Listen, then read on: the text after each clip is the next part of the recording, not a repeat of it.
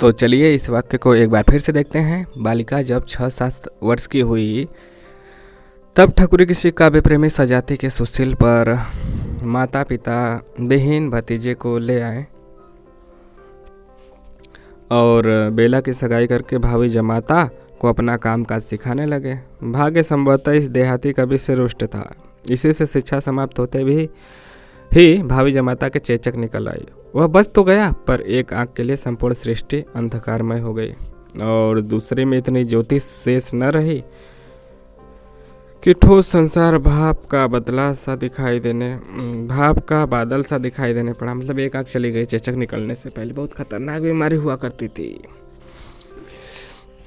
पिता ने कन्या की इच्छा जानना चाहिए कि अच्छा बेटी, अब तो उनको चेचक निकल गया जिससे तुम्हारी शादी की थी, तो उनके साथ रहोगे कि किसी और के साथ। पर वह हठ में महोबे की लड़ाई की उस बेला के समान निकली जिसने पिता के बाग में लगे चंदन की चिता पर ही सती होने का प्रण किया था। यानी उसी से प्यार था, उसी से मोहब्बत था, तो अलग होने की सोच नहीं सकती थी।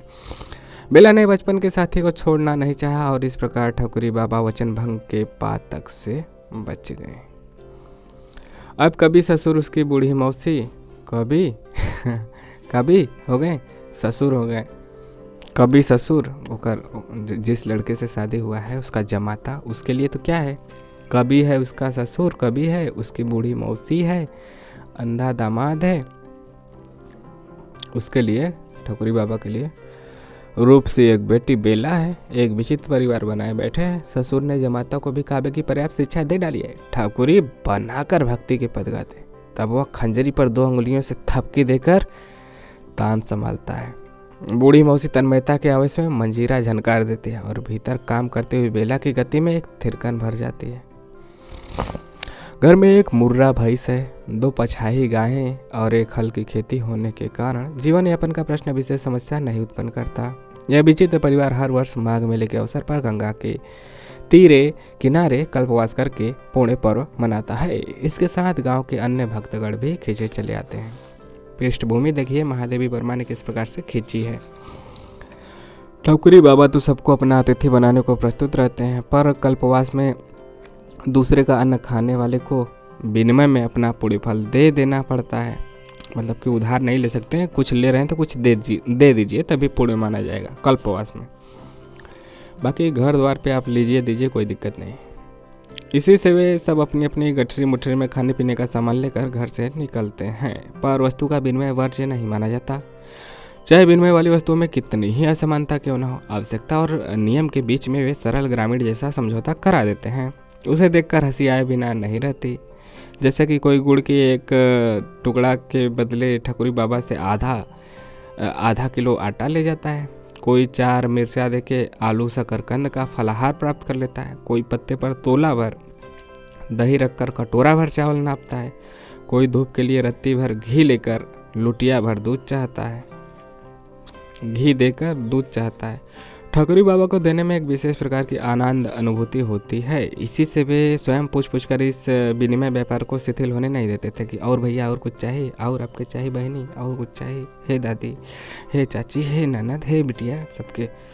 वे भावुक और विश्वासी जीव हैं। चिकारा हाथ में लेते हैं उनके संसार का अर्थ बदल जाता है। उनकी उदारता, सहज सौहार्द, सरल भावुकता आदि गुण ग्रामीण जीवन के लक्षण होने पर भी अब वहाँ सुलभ नहीं रहे। वास्तव में गांव का जीवन इतना उत्पीड़ित और दुर्वह होता जा रहा है कि उसमें मनुष्यता को विकास के लिए अवकाश मिलना ही कठिन है।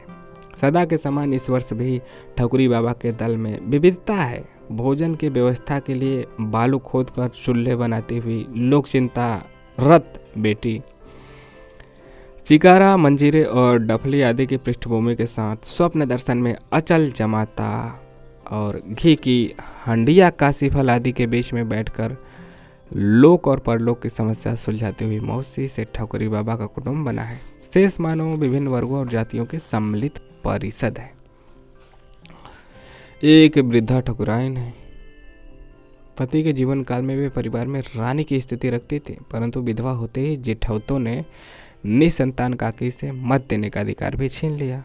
गांव के नाते वे ठकुरी की बुआ होती थी। इससे पुण्य कमाने के अवसर पे वे उन्हें साथ लाना नहीं भूलते थे। कल्पवास में माघ महीने में। दूसरी एक सहुआइन है जिनके पति गांव की तेली बालिका को लेकर कलकत्ते में कर्तव्य पालन कर रहे हैं। सहुआइन है जिनके पति गांव की तेली बालिका को लेकर कलकत्ते में कर्तव्य पालन कर रहे हैं। विवाहिता जीवन के डबल सर्टिफिकेट के समान दो दो बिछुए पहनकर और नाक तक खिंचे घूंघट में वधुवंश की मर्यादा को सुरक्षित रखकर वे परचून की दुकान द्वारा जीवन यापन करती है। हर माघ में वे अपने 2 किशोर बालकों के साथ आकर कल्पवास की कठोरता सहती है और कमर तक जल में खड़ी होकर भावी जन्मों में साहू जी को पाने का वरदान मांगती है।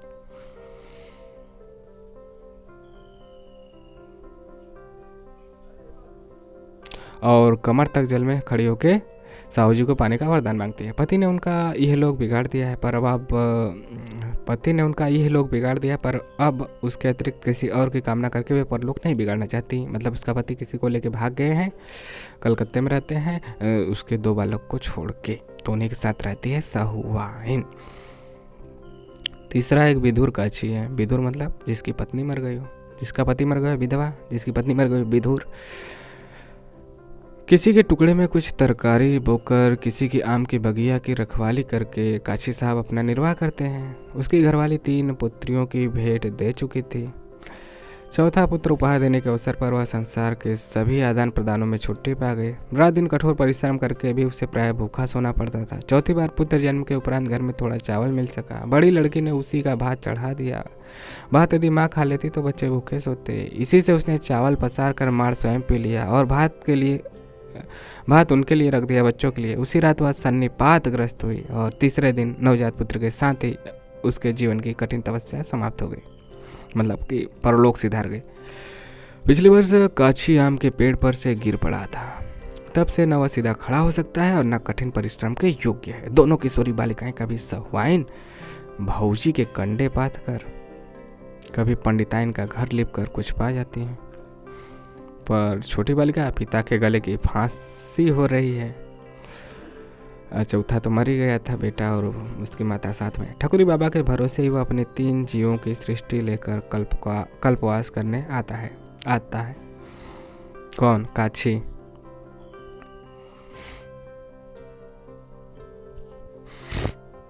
अब 3 बेटियां और अपने, पर गंगा माई से वह मांगता क्या है इसका अनुमान लगाना कठिन है।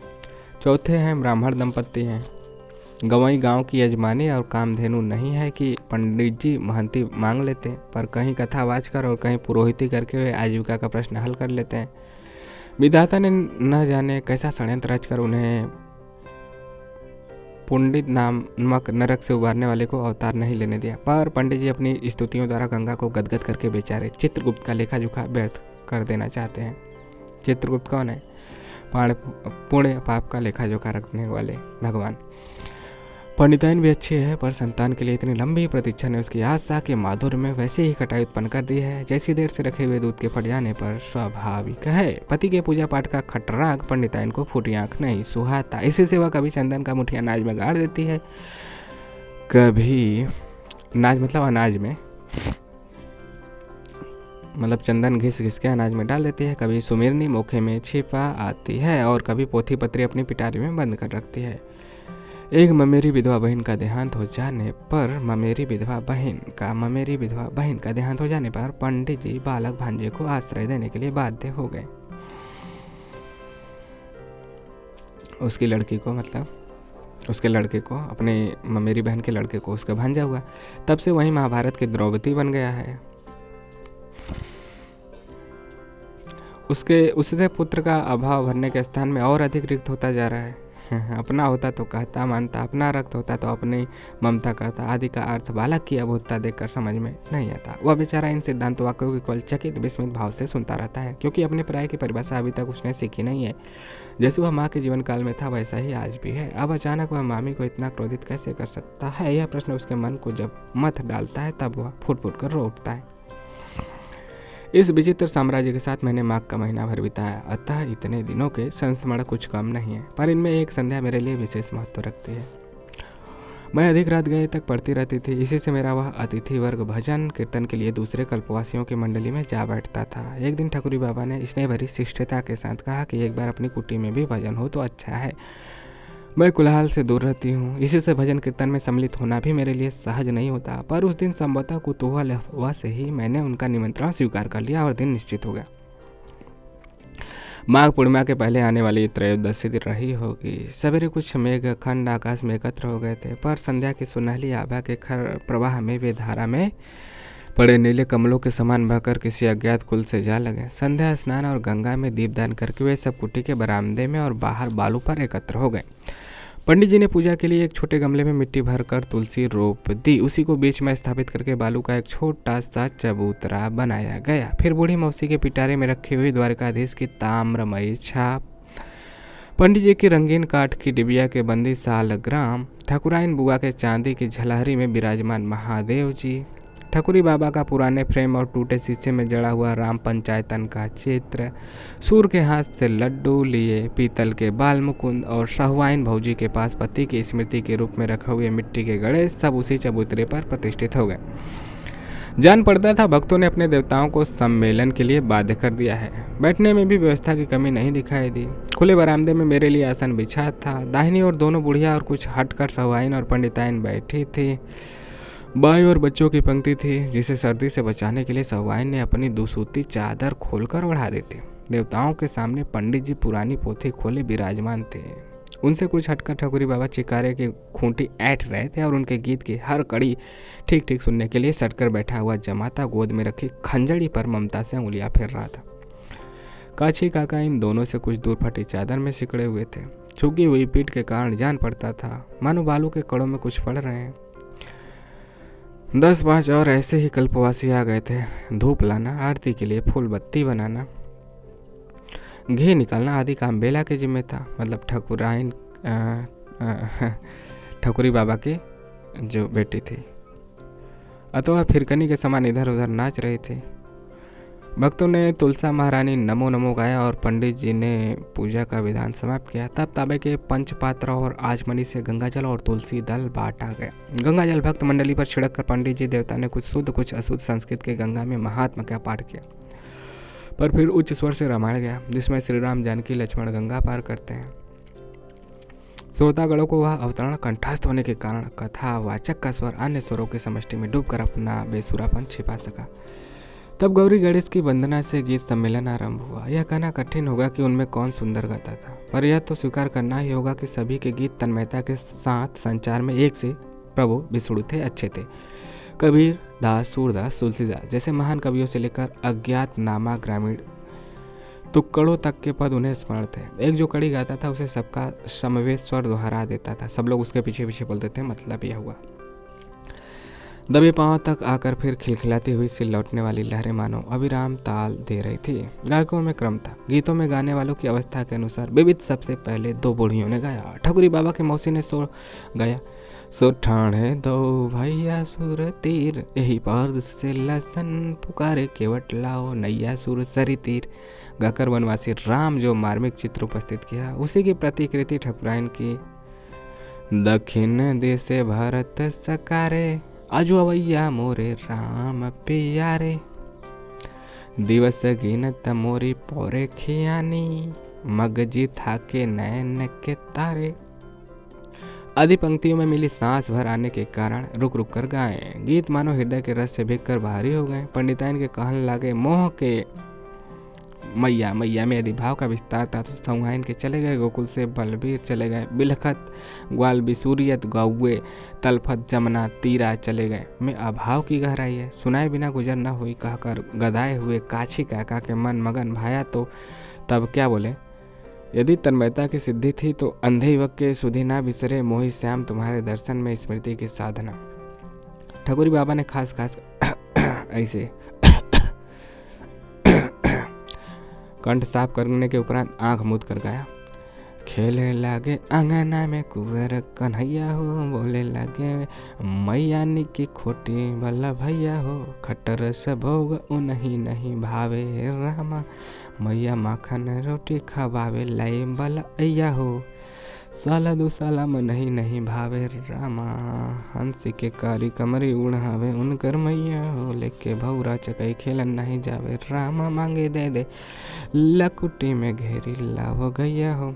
कृष्ण के जीवन में साधारणतः व्यक्ति को इतना अपनापन मिलता है, इन प्रश्न का जो उत्तर उस दिन सहज ही मिल गया उसका अन्यत्र मिलना कठिन होगा। स्वर रेखाएं और रंग भी प्रत्यक्ष कर सकते हैं या उनकी गीत लहरी की चित्रमयता से प्रत्यक्ष हो गया। बूढ़े से बालक तक सबको एक ही स्पंदन, एक ही पुलक और एक ही भाव बांधे हुए था।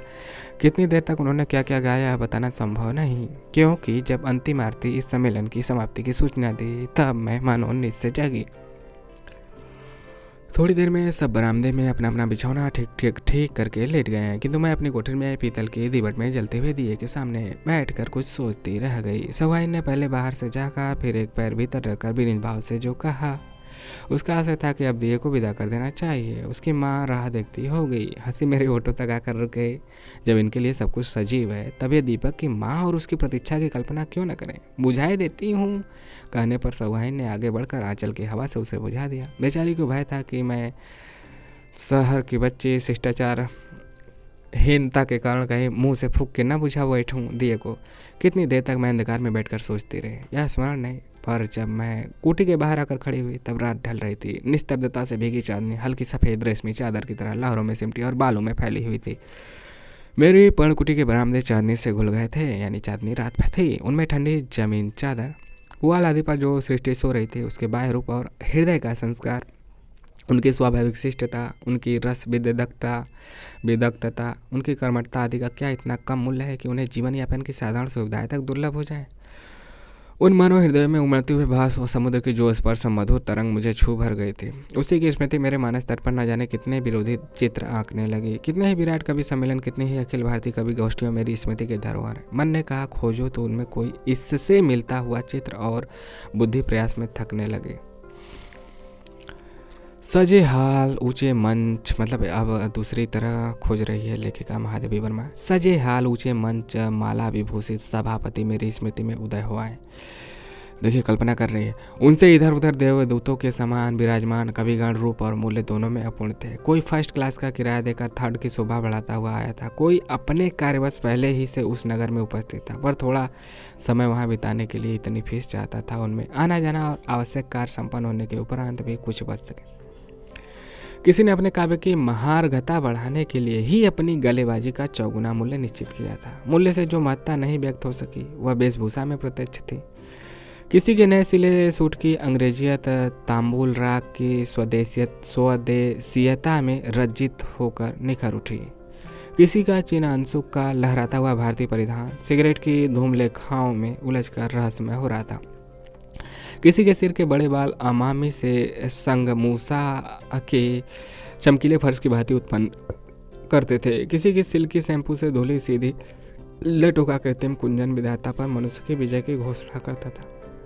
कुछ प्राचीनवादियों की कभी निर्निमेष खुली आंखें और कभी मिलित पलकें प्रकट करती थी कि निर्निमेष का मतलब होता है कि बिना पलक झपकाए। काव्य रस में विश्वास न होने के कारण उन्हें विजय से सहायता मांगनी पड़ी। इन आश्चर्य पुत्रों के सामने श्रोतागणों की जो समष्टि थी वह मानो उनके चमत्कारवाद की परीक्षा लेने के लिए ही एकत्र हुई थी। कचहरी में गवाही की पुकार के समान नामों की पुकार होती थी। कवियों में कोई मुस्कुराता, कोई लजाता, कोई आत्मविश्वास से छाती फुलाता हुआ आगे आता, कोई पंचम, कोई षष्ठज, कोई गांधार, कोई सब स्वरों के अभाव में एक सानानुसिकता के साथ कलाबाजियों में काव्य को उलझा कर श्रोताओं के सामने उपस्थित करता और वाह वाह के लिए सब और गर्दन घुमाता। उनके इतने कर्तव्य पर भी दर्शक चमत्कृत होना नहीं जानते थे। कहीं से आवाज आती, कंठ अच्छा नहीं है भैया। कोई बोलता, भाव भी अच्छे नहीं है, बताते चलिए, भाव भी बताते चलिए। किसी और से सुनाई पड़ता, बैठ जाइए भैया, नहीं आता तो मत कहिए। कोई दृष्ट श्रोता कवि से किसी उच्छृंखल श्रृंगारमयी रचना को सुनाने की फरमाइश करके महिलाओं की पलकों का झुकना देखता है। कभी भी हार न मानने की शपथ लेकर बैठते हैं। वह नहीं सुनाना चाहते तो इससे सुनिए, यह मेरी नवीनतम कृति है, ध्यान से सुनिए। आदि आदि का करो पंडों की तरह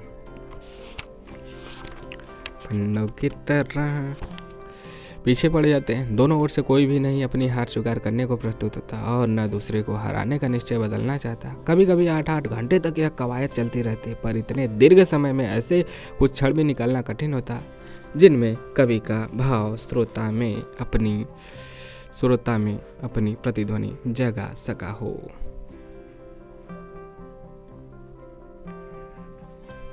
ठीक है, जगा सका हो, जगा सका हो, जगा सका हो, जगा सका। और दोनों पक्ष बाजीगर और तमाशबीन का स्वांग छोड़कर काव्यानंद में एकत्व प्राप्त कर सके। कभी कहेगा ही क्या यदि उसकी इकाई बनकर अनेकता नहीं पा सके, और श्रोता सुनेंगे ही क्या यदि वे सबकी विभिन्नताएं कभी में एक नहीं हो सकी। क्या, फिर से सुनिए। कभी कहेगा ही क्या यदि उसकी इकाई बनकर अनेकता नहीं पा सकी, और श्रोता सुनेंगे ही क्या यदि उस सबकी विभिन्नताएं कभी में एक नहीं हो सकी।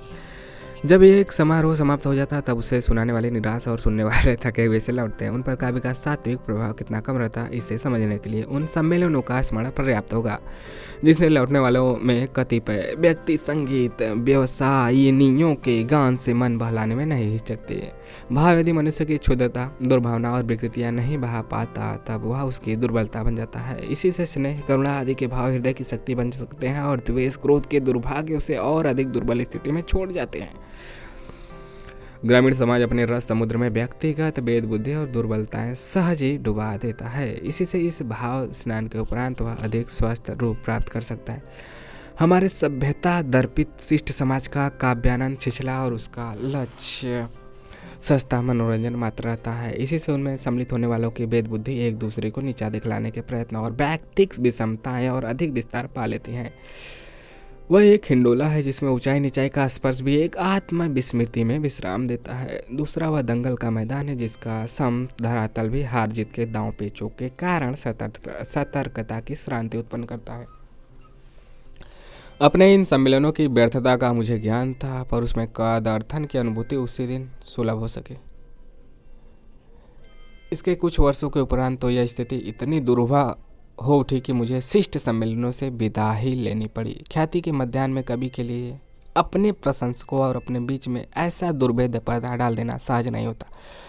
उस सरल जीवन की सात्विकता में यदि दूसरे पक्ष की कृत्रिमता इतनी कठिन रेखाओं में आंक दी होती तो मेरा विद्रोह इतना तीव्र न हो पाता। विशेषतः ऐसा करना तब और भी कठिन हो जाता है जब आडंबर के साथ अर्थ भी उपस्थित हो, क्योंकि अर्थ ही इस युग का देवता है। कभी अपनी श्रोता मंडली में किन गुणों को अनिवार्य समझता है, यह प्रश्न आज नहीं उठता, पर अर्थ की किस सीमा पर वह अपने सिद्धांतों का बीज फेंककर नाच उठेगा, इसका उत्तर सब जानते हैं। इसकी इच्छा अर्थ के क्षेत्र में जितनी मुक्त है, वह श्रोताओं की इच्छा का उतना ही अधिक बंदी है। जिस दरिद्र समाज ने इस व्यावसायिक आस्था के संबंध में मुझे नास्तिक बना दिया, उसे अब तक मेरी ओर से धन्यवाद नहीं मिल सका। जब ठकुरी बाबा और उनके साथी वसंत पंचमी का स्नान करके चले गए, तब जीवन में पहली बार मुझे कोलाहल का अभाव अखरा। तब से अनेक माघ मेलों में मैंने उन्हें देखा है। कितनी ही बार नाव पर या तट पर उनकी भगत का आयोजन हुआ, कितनी बार उन्होंने खिचड़ी, बाजरे के पुए आदि व्यंजनों से मेरा सत्कार किया, कितनी ही बार अपने जीवन का आख्यान सुनाया। मैंने उनसे अधिक सहृदय व्यक्ति कम देखे। यदि वह वृद्ध यहाँ ना होकर हमारे बीच में होता तो कैसा होता, यह प्रश्न भी मेरे मन में अनेक बार उठ चुका है। पर जीवन के अध्ययन ने मुझे बता दिया कि इन दोनों समाजों का अंतर मिटा सकना सहज नहीं है। उनका बाह्य जीवन दीन है, हमारा अंतर जीवन रिक्त है। उस समाज में विकृतियाँ व्यक्तिगत हैं पर सद्भाव सामूहिक रहते हैं। इसके विपरीत हमारी दुर्बलताएं समष्टिगत हैं पर शक्ति व्यक्तिक मिलेगी। ठकुरी बाबा अपने समाज के प्रतिनिधि हैं, इसी से उनकी सहायता व्यक्तिक विचित्रता न होकर ग्रामीण जीवन में व्याप्त सहृदयता को व्यक्त करती है। हमारे समाज में उनकी दो स्थितियां संभव थी। यदि उनमें दुर्बलताओं का प्राधान्य होता तो वे इस समाज का प्रतिनिधित्व करते, और यदि शक्ति का प्राधान्य होता तो अपवाद की कोटि में आ जाते। इधर 2 वर्ष से ठकुरी बाबा माघ मेले में नहीं आ रहे हैं। कभी कभी इच्छा होती कि सैदपुर जाकर खोज करूं, क्योंकि वहां से 33 मील पर उनका गांव है। उनके कुछ पद मैंने लिख रखे हैं जिन्हें मैं अन्य ग्राम गीतों के साथ प्रकाशित करने की इच्छा रखती हूं। यदि ठकुरी बाबा से भेंट हो तो यह संग्रह और भी अच्छा हो सकेगा। यदि भेंट न हो, यह प्रश्न हृदय के किसी कोने में उठता है। अवश्य मैं उसे आगे बढ़ने नहीं देती। ठकुरी बाबा जैसे व्यक्ति कहीं अपनी धरती का मोह छोड़ सकते हैं? अच्छा, ठीक। पहली बार जब वे आए थे तब कुछ शिथिल जान पड़ते थे।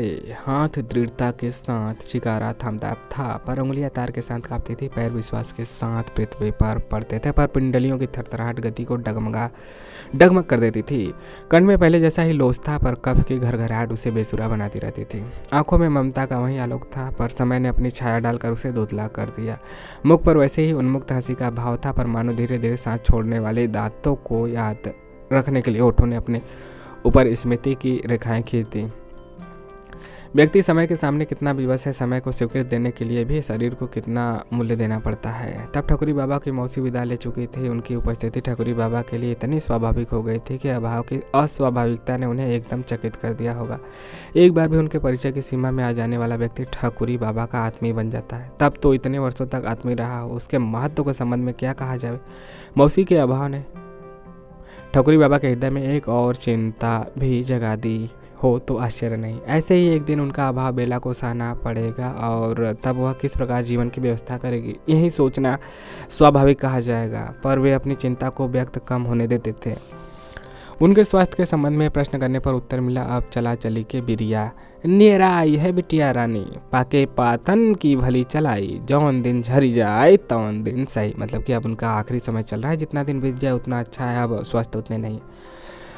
मैंने हंसी में कहा, तुम स्वर्ग में कैसे रह सकोगे। बाबा वहाँ तो न कोई तुम्हारे कूट पद और उलटवासियाँ समझेगा और न अल्लाह उदल की कथा सुनेगा। स्वर्ग के गंधर्व और अप्सराओं में तुम कुछ न जांचोगे।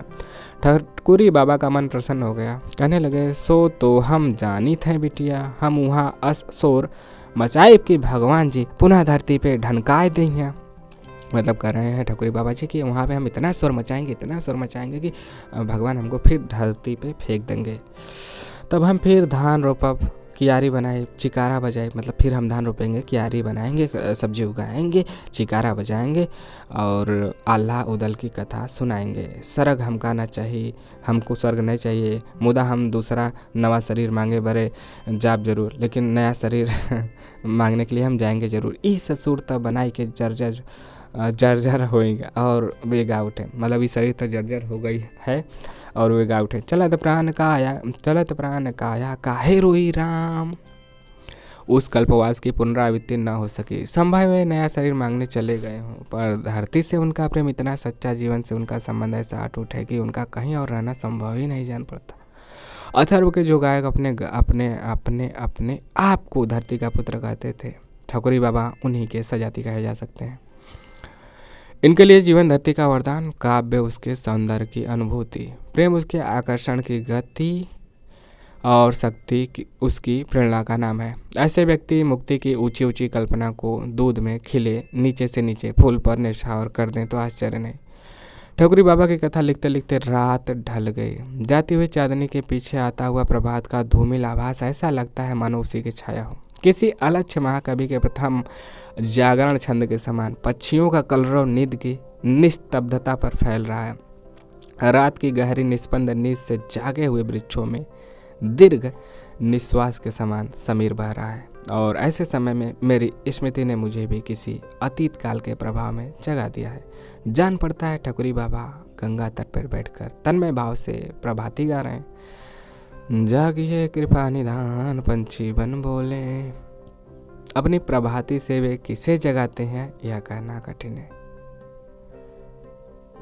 तो ठकुरी बाबा का यह अंश जो भाग 2 था, 2 ही भाग में पूरा समाप्त हो गया। भाग 1 इससे पहले आ चुका है, भाग 1 को भी आपको सुनना चाहिए, तभी आपको यह आगे की महादेवी वर्मा की जो रेखा चित्र ठकुरी बाबा है उनके जीवन के कुछ पल हैं, कुछ क्षण हैं, यह आपको जानने को मिलेंगी इस माध्यम से, ठकुरी बाबा के माध्यम से।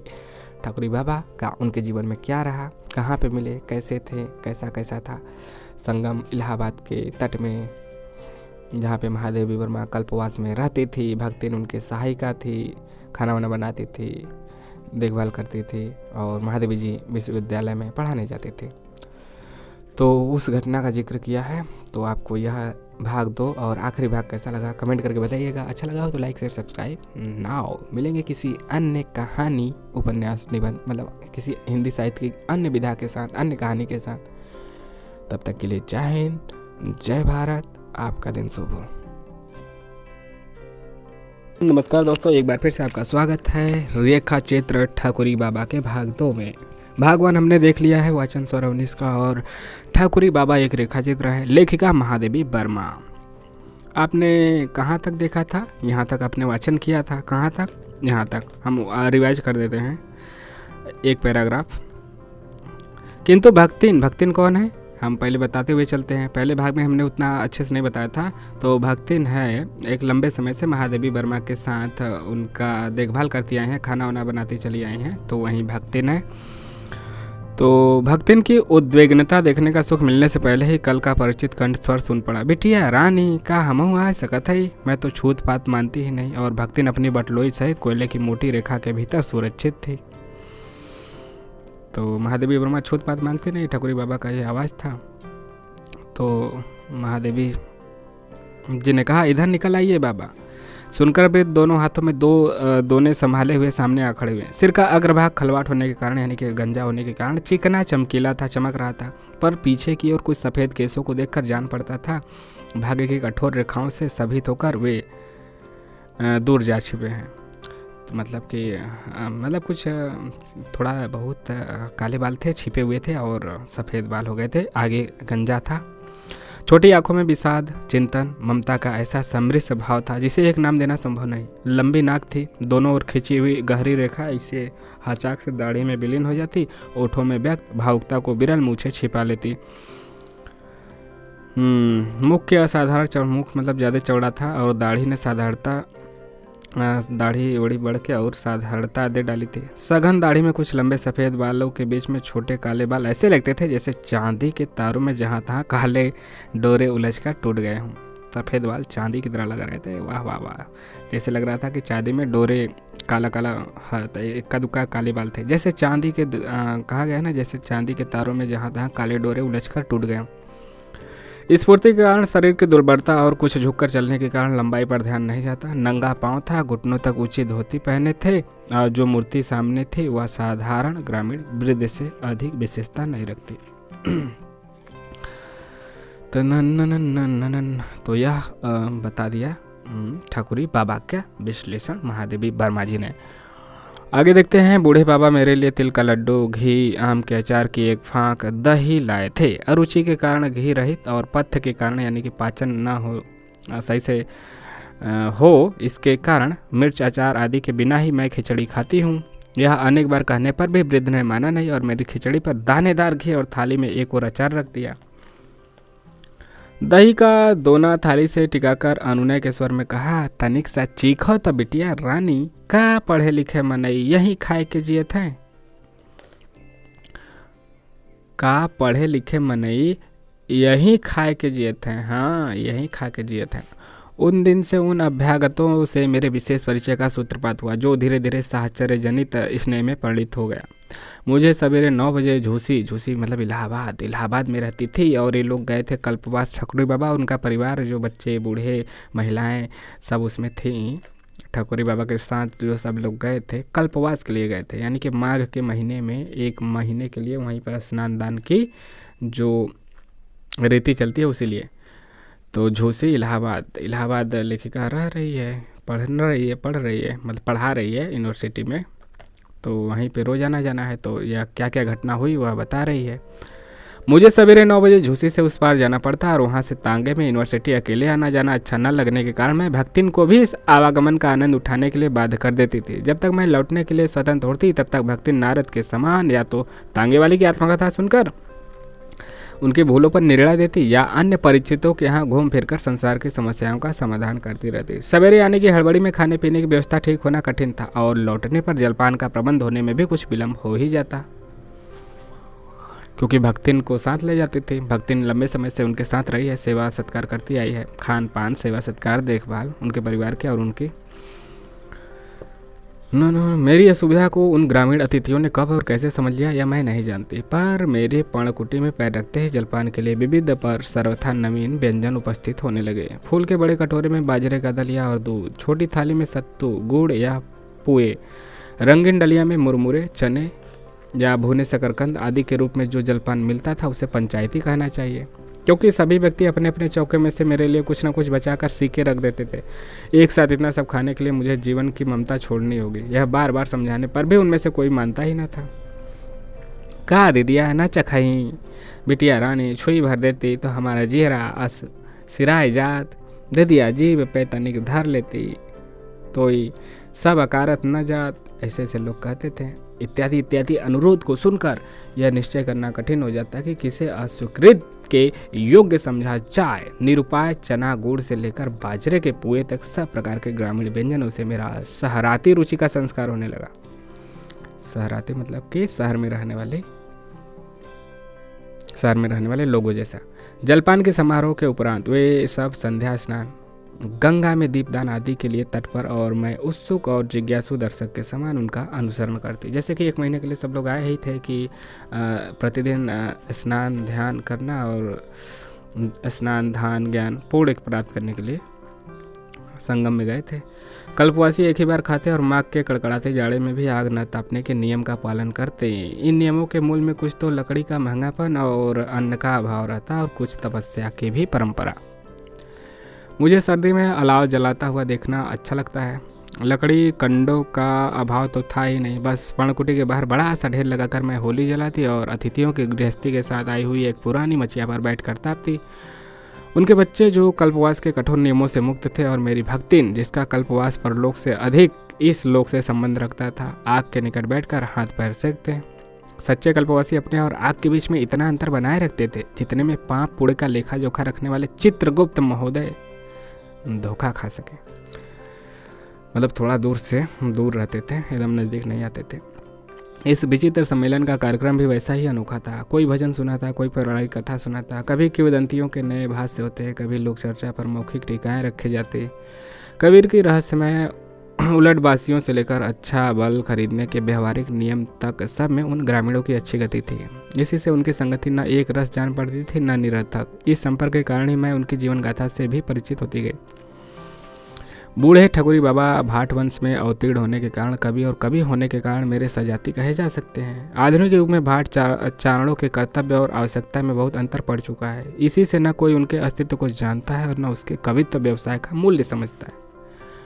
अब तो उनका पैतृक धंधा व्यक्तिगत मनोविनोद मात्र रह गया है। समय के प्रवाह को देखकर ही ठकुरी बाबा के पिता ने तुकबंदी के लिए मिली हुई प्रतिभा का उपयोग साधारण किसान बनने में किया और अपनी दिवंगत प्रथम पत्नी के दोनों सुयोग्य पुत्रों को भी नीति शास्त्र में पारंगत बनाकर भावुकता के प्रवेश का मार्ग ही बंद कर दिया। दूसरी नौढ़ा पत्नी भी जब परलोक वासिनी हुई तब उसका पुत्र अबोध बालक था, पर पिता ने प्रिय पत्नी के प्रति विशेष स्नेह प्रदर्शन के लिए उसे साक्षात कौटिल्य बनाने का संकल्प किया। इस शुभ संकल्प की पूर्ति के लिए जैसा भगीरथ प्रयत्न किया गया, उसे देखते हुए असफलता को दैवी ही कहा जाएगा। संभवतः पति की नीतिमत्ता में भाग कर परलोक में शरण पाने वाली माँ पुत्र को बचाने के लिए उस पर भावुकता की वर्षा करने लगी हो सकता है कि कौटिल्य ने दूसरे कौटिल्य की संभावना से कुपित होकर उसकी बुद्धि भ्रष्ट कर दी हो, पर यह सत्य है कि हठी बालक ने अपना पराया तक नहीं सीखा। नीति के अन्य अंगों की तो चर्चा ही क्या। हताश पिता ने इस कठोर शिक्षा का भार बड़े पुत्र पर छोड़कर अपने जीवन से अवकाश ग्रहण किया। सौतेले भाई बड़े और गृहस्थी वाले थे, इसी से घर द्वार सब उन्हीं के अधिकार में रहा और छोटा भाई चाकरी के बदले में भोजन वस्त्र पाता रहा। उसका कवित्व तो भाइयों के लिए लाभप्रद ही ठहरा, क्योंकि कोई भी कला सांसारिक और विशेषता व्यावसायिक बुद्धि को पनपने ही नहीं दे सकती और बिना इस बुद्धि के मनुष्य अपने आप को हानि पहुंचा सकता है, दूसरे को नहीं।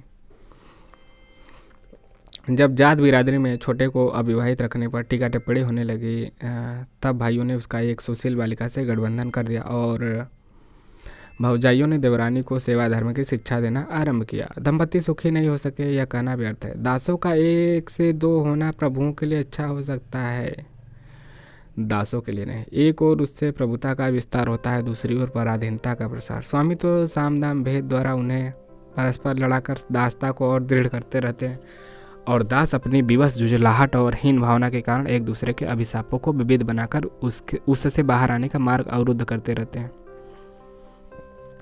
देवर देवरानी मिलकर यदि गृहस्थी बसा लेते तो सेवा का प्रश्न कठिन हो जाता। इसी से भौजाइयाँ नई बहू की चुगली करके उसे पति के निकट अपराधिनी के रूप में उपस्थित करने लगी। पत्नी की निर्दोषिता के संबंध में पति का मन विश्वास और अविश्वास के हिंडोले में झोंके खाता था, पर न उसने अपने विश्वास को प्रकट करके वधू को सांत्वना दी, न अविश्वास प्रकट करके अपने मन का समाधान किया। गर्विली पत्नी भी अपनी ओर से कुछ न कहकर अविराम परिश्रम द्वारा मन का आक्रोश व्यक्त करने लगी। ठकुरी बेचारे कवि ठहरे, शुष्क यथार्थ तथा उनकी भाव बोझिल कल्पना के घटाटोप में प्रवेश करने के लिए कोई रंध्र ही न पाते थे। कहीं बिरहा गाने का अवसर मिल जाता तो किसी के भी मचान पर बैठकर रात रात भर खेत की रखवाली करते। कोई 12 मासा वाला रसिक श्रोता मिल जाता तो उसके बैलों का साना पानी करने में भी हेठी न समझते।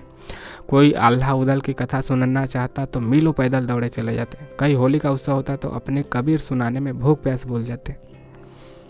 अपनी इस काव्य वाचकता के कारण वे कोई और काम ठीक से न कर पाते थे। नागरिक शिष्ट समाज के समान कोई उन्हें 50 रुपया फीस देकर गलेबाजी के लिए नहीं बुलाता था। इसी से अर्थ की दृष्टि से कभी ठाकुरी दीन सुदामा ही रह गए।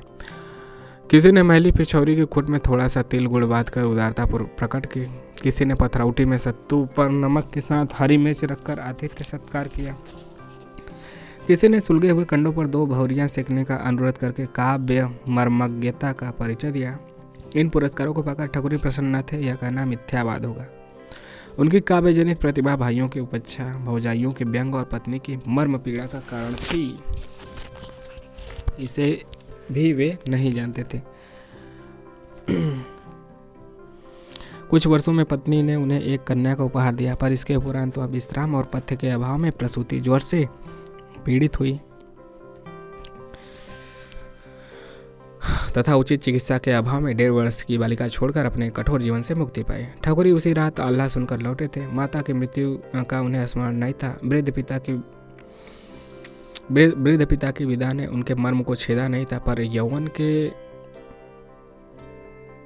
प्रथम प्रहर में स्नेह बंधन तोड़ जाने वाली पत्नी ने उनके हृदय को हिला दिया। खारे आंसू ने आंखों का गुलाबीपन धोकर उन्हें जीवन दर्शन के लिए स्वच्छ बनाया। पत्नी को खोकर ही ठाकुरी वास्तविक पति और पिता बन सके। घर में बालिका की उपेक्षा देखकर और उसके परिणाम की कल्पना करके वे अलगौछे पर बाध्य हुए तथा घर की व्यवस्था के लिए अपनी बूढ़ी मौसी को लिया लाए। पर कन्या की देखरेख वे स्वयं करते थे। आल्हा उदल की कथा के प्रेमी पिता की बेला नाम है उसकी लड़के का, विनोद के समय उसके कंधे पर चढ़ी हुई घूमते और काम के समय पीठ पर बंधी हुई उनके काम की निगरानी करते थे। किसी के हंसने पर ठाकुरी कह देते कि जब मजदूर माँ अपने बच्चे को लेकर काम करते हैं तब पिता के ऐसा करने में लजाने की कौन सी बात। बेला के लिए तो वही बाप है और वही माँ। बालिका जब 6-7 वर्ष की हुई तब ठाकुरी किसी काव्य प्रेमी सजाती के सुशील पर मातृ पितृविहीन भतीजे को ले आए और बेला की सगाई करके भाभी जमाता को अपनी काम काज सिखाने लगे। मतलब कि उसके माता पिता है नहीं तो यह यही रहेगा, कहा जाएगा जमाता। ठीक।